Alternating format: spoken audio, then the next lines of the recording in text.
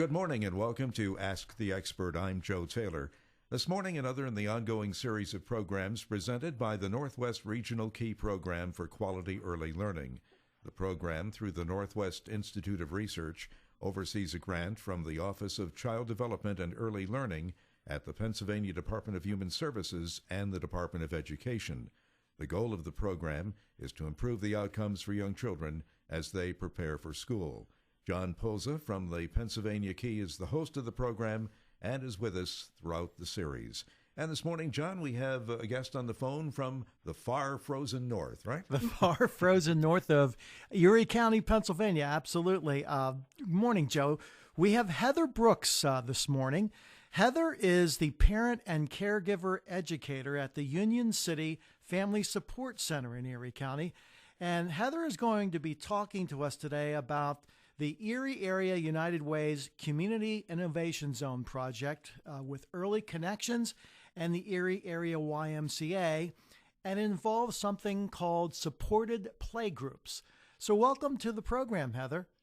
Good morning. Thank you for having me. Yeah, thank you. I know we've been waiting to do this interview for a couple of weeks. And first of all, you know, the idea of supported playgroups. Tell us a little bit about what that is and how important that is in the project. Sure. So our supported playgroups take place. They're usually an hour long, and we invite families to come to our early learning room, which it is set up like a high-quality early childhood classroom.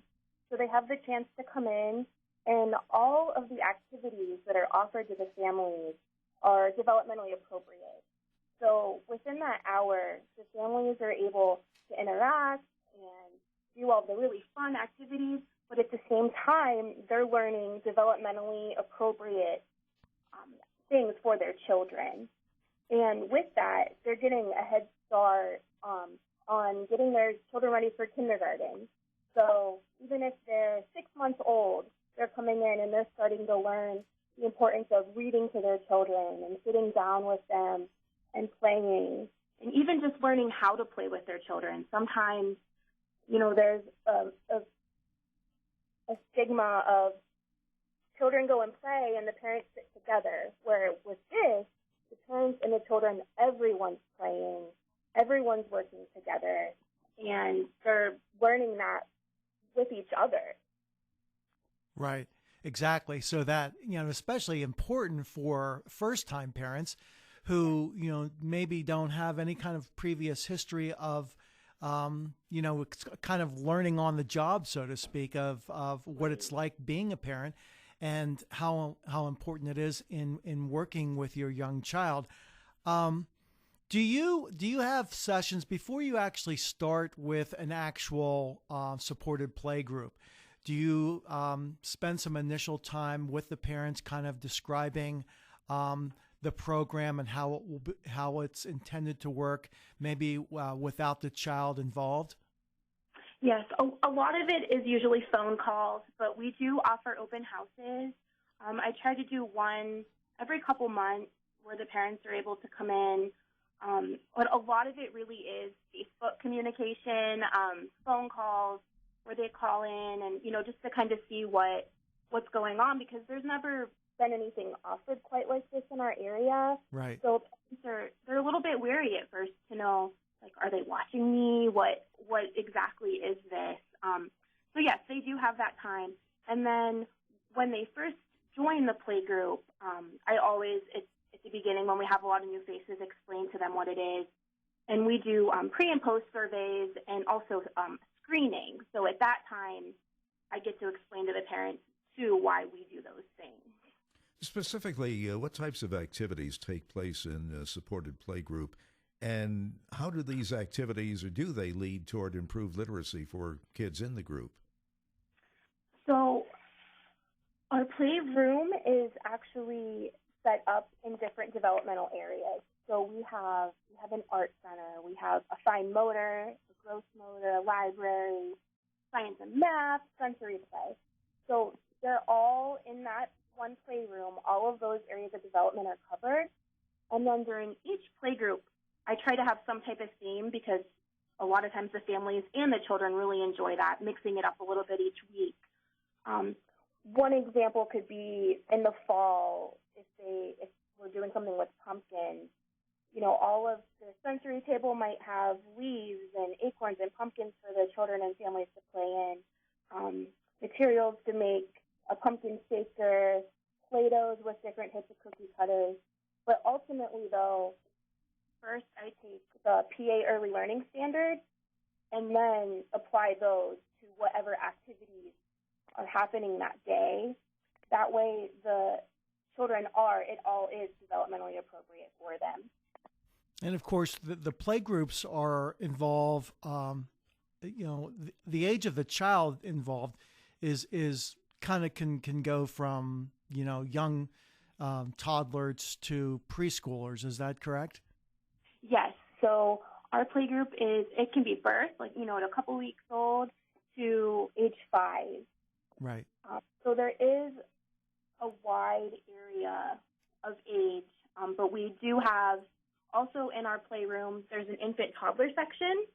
So in that section, everything is also developmentally appropriate for them. But overall, the age ranges can vary.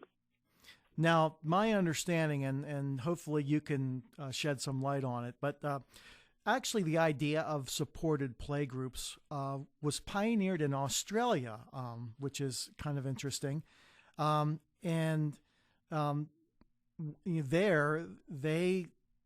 they initially used the concept, it was very impressive in terms of the outcomes that they saw developing. And I know in Australia there are also, especially in the Outbush area, there are tribal communities who apparently had developed some amazing language and literacy outcomes. Are you familiar with how we adopted this and how that actually happened in Australia, where that was brought to the United States? I've read some of the research on it. I know that that's where our for our grant, that's where we adopted it from. We have, in our area where I'm doing the playgroups is very rural. Right. So in that sense, we really use that model to try to get some of our families that don't have that opportunity when their kids are, birth to 2, before they even could go to preschool. They don't really have much as far as, we have our library, but there's not very many opportunities for parents to learn how important that literacy is. In dealing with, you just mentioned rural families, and the assumption I think can be made that at least some of them would be low-income rural families. Are there inherent problems within the family unit that have to be addressed, along with providing positive activities for the kids? And how is this all accomplished and meshed together? Or is that not a concern of what it is you do? Yes, that's actually a very big part of the playgroup. So we have the hour-long playgroup, but within that, we are connecting families to different resources. A good percentage of our families are low income. And so, for example, things we might be connecting them with would be, we have a free car seat program here at our center. So it could be anything from a car seat. We have a women's care center in Union City. So we connect them to there. Also, if they're struggling with food, we're connecting them to the Second Harvest Food Bank. So there are several resources that we're connecting with. A big part of it is helping families that may be struggling, because if they're not meeting their basic needs, it's hard to sit down and think about what's developmentally appropriate for my child when they're really just trying to meet their child's basic needs. Absolutely. And of course, health and good nutrition. I mean, in order to be able to learn properly and learn at an early age, children and adults, for that matter, have to be healthy. And so that's obviously, a very important component of it. Also wanted to note that course, Union City is just at the Family Support Center. There is just one site under the Community Innovation Zone project where the supported playgroups are done. They are also done in other locations in Erie County through the support of Early Connections and the Erie Area YMCA. They also are partnering with the Iroquois School District and with the International Center in Erie. There's a group of immigrants from various countries that live with their families in Erie and they're trying to adapt to a new culture. And so the supported playgroups are actually done with those groups as well as with families in the Iroquois elementary school. So, it's a project that is really, really catching on, and we hope that, of course, Heather can speak more to it. But if families hearing about this maybe for the first time, Heather, if this piques their interest and that they feel that they would like to get involved, what's the first thing they should do? So they can check out, if they'd like, they can check out our Facebook page. I think that's one of the first things anymore people look at to check things out, which is the Union City Family Support Center.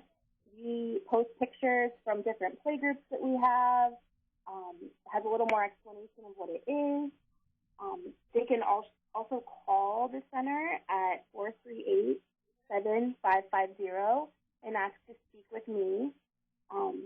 We're always looking for more families to come in and just to have a fun experience with us. Also, if you need help connecting to resources, we're here to help with that too. And how often are the playgroups done? I mean, are they on designated days and times? Yes, they are. So we have twice a week, 1 hour long, Wednesdays at 10 a.m. and then Thursdays at 3 p.m. Okay. And that's weekly. Okay. And I'm not sure that you would know, but for those who would maybe more in the city of Erie, they may want to contact either the YMCA or Erie Early Connections, and they could probably get more information on when those playgroups are done in those locations. Yes. Yeah. So now that you've probably, you're in the second year of the project, talk a little bit about some of the successes. Like if you can sort of identify particular successes that you've seen and witnessed with families, or any kind of interesting stories that you can share. Sure. So one of the biggest successes that we've had is I do have a core group of families right now that have been with us for about the whole year from when we've started. And it's amazing to see the connections that they've formed with each other. There's always several things going on in the community, but one thing in Union City that's always a struggle is transportation. Right. A lot of our families have trouble getting to places. So I have probably 3 or 4 families that have all connected together, and they'll offer to get transportation, like if there's a family fun night at the elementary school, or I had one family offer to take another family to Port Farms. So the connections that they've made have been great, and it's not always just the low-income families that we're serving. It could be anyone from, we have families that come in, and the director of Early Connections brings her son, for example. So she's been great with helping the other families connect with taking their kids to preschool. So that's been amazing too. We have all of our families that attend are enrolled in the Dolly Parton Imagination Library, which is one of our first things we wanted to do to make sure every child who qualified was getting that book every month. Right. Also, most of the families are signed up with the Early Learning GPS, so they're receiving that on their phones, which is a great app for them. And a lot of our families are tech savvy, so that's something, they would rather receive the information on their cell phone than to actually get a sheet of paper. So right. It's that. And then another one of our successes would definitely be We do the ASQ, the Ages and Stages screening, and we have referred 3 children to early intervention. So to me, that has been a great success. I'm so happy that we were able to help those families get that help and help the children get into early intervention as early as possible to help them. And all of these things are so critical because you are now, especially in a more rural community, providing a service that not only is benefiting the parents and the children and their relationship together, but you're also able to do screening and identify kids that may need some additional assistance to make sure that they get the proper resources for them, which may not have been done otherwise. So, yeah, that's really you are to be commended. The other thing I wanted to mention, Dave Robinson, for those who may not be aware, is the executive director of the Union City Family Support Center. And Dave mentioned to me not too long ago that did you have come into to do a renovation with one of the rooms, either at the elementary school or at the center there, where you were able to accommodate and have even more larger gatherings? Yes, we actually just renovated our front room in our Family and Community Development Center, which is where our playgroups take place. Right. We now have a school-age playroom. So we have been able to expand the ages of kids that can come.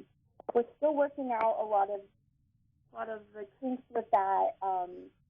We're looking at still getting what times work best.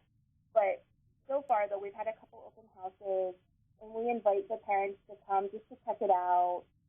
But we are working with the Union City Elementary School also in identifying maybe some families that might be interested in coming. We've been talking about the literacy skills of the kids.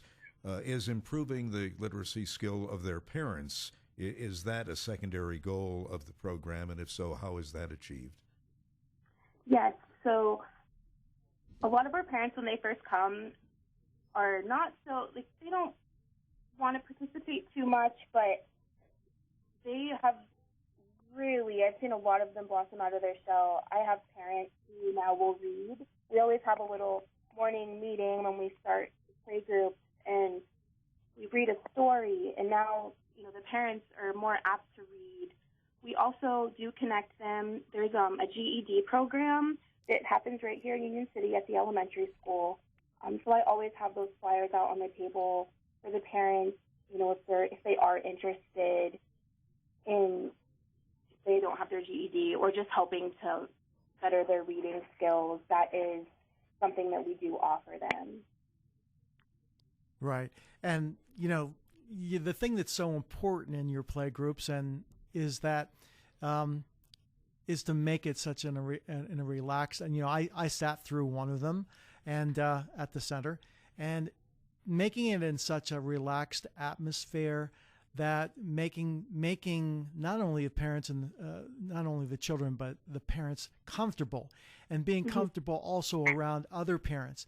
And no one's being judgmental. Everybody is all the same, and having fun, because that's actually what it is. That's what we're talking about, play, and it's fun not only for the children but for the parents. And I don't want to sort of preaching to the choir here, but that's what it's all about when the parents are recognizing how much their child is learning through play.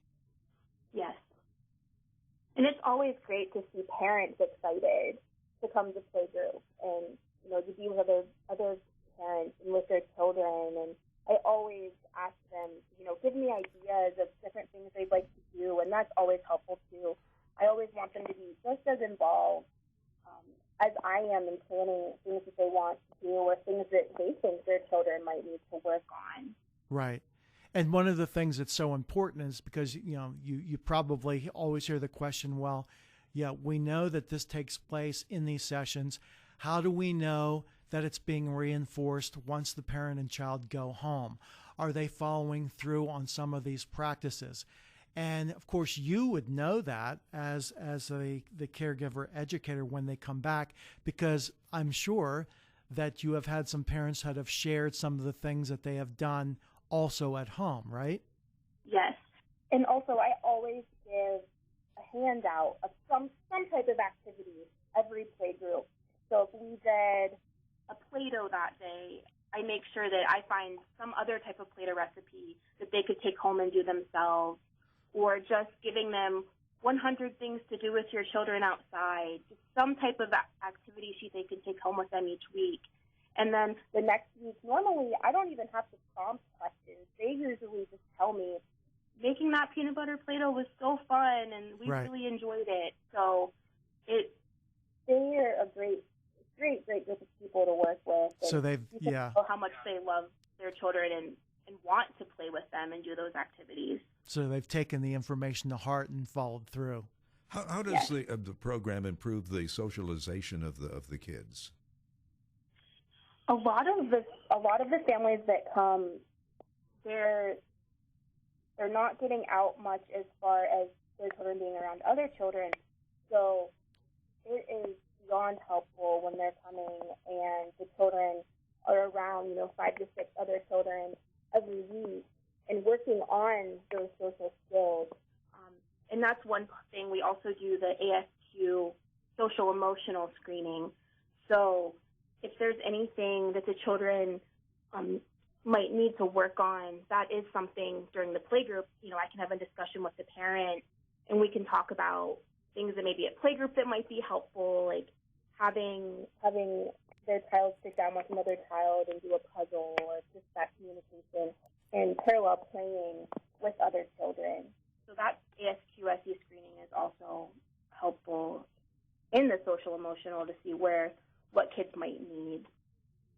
And just to also clarify, Heather, many of the children, I'm going to assume, are also in childcare of some sort, whether it's in a center or a family group setting.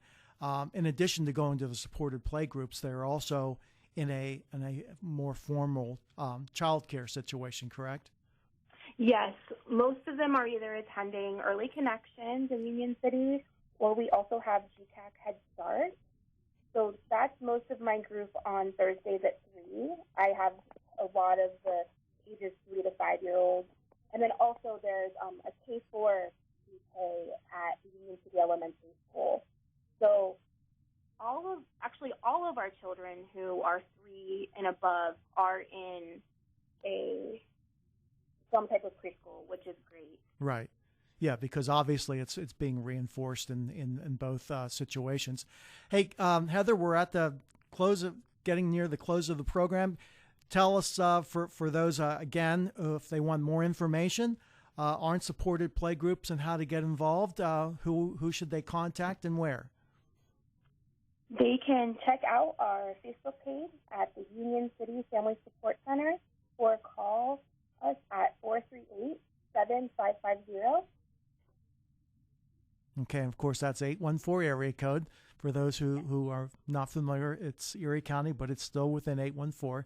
So, Heather, thank you so much for enlightening us on the supported play groups. I can see firsthand. I know that you are doing great things for the parents of Erie County as well as their children and preparing them for school. So, I wanted to thank you. Thank you so much for being on the program, and we'll have you on again. Okay, thank you so much. Okay, thanks. And that's our program for today. We'll be back in 2 weeks at the same time. In the meantime, you can go online to learn more at papromiseforchildren.com. For John Poza and the Northwest Regional Key Program for Quality Early Learning, I'm Joe Taylor. Thank you for listening, and have a great day.